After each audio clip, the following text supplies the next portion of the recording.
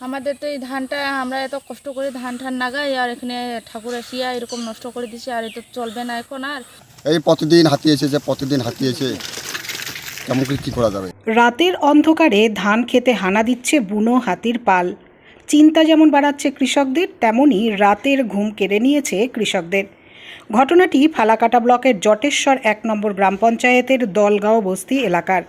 স্থানীয় সূত্রে জানা গিয়েছে, মঙ্গলবার রাতে প্রায় ২০ থেকে ২৫টি হাতির একটি দল হানা দেয় ওই এলাকায়।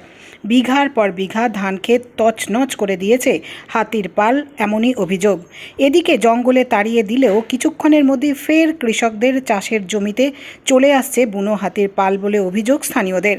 লাগাতার এভাবে হাতির হানায় আতঙ্কে ক্ষুব্ধ গ্রামবাসীরা।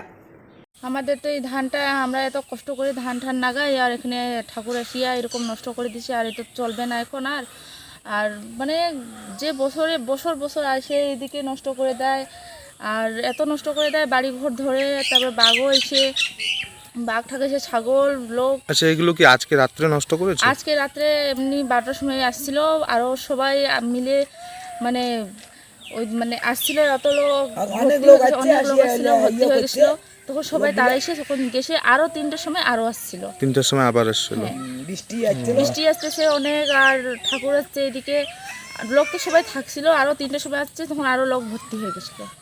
মানুষের কোনো ক্ষতি করেনি? মানুষের ক্ষতি করে নেই ঠাকুর, আর ঘরেরও কোনো ক্ষতি করেনি? ঘরেরও ক্ষতি কিন্তু করে ধান ক্ষেত নষ্ট করেছে। ধান ক্ষেত নষ্ট করেছে।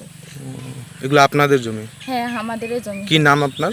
জ্যোতিকা ওরাও। নতুন ধান থেকে যদি না পাই খাবার, তা দিনাও যদি আসে তো কী হবে? আমার এই প্রতিদিন হাতি এসেছে, প্রতিদিন হাতি এসে কেমন করে কী করা যাবে? বন্দোবস্ত করো হাতির, বন্দোবস্ত না করলে আমার কী হবে? এরকম অত্যাচার করা যাবে? এই ধানগুলো নষ্ট হয়েছে, এগুলো তো আর ধান তো হবে নষ্ট না। হবে সেটা জানি। খাবার ঠিক তো আমার চলে যায়, তা আমার খাম কি? না, এত হালগড়ি খাটুনি করিয়া কি নাম আপনার কাকু? বলাই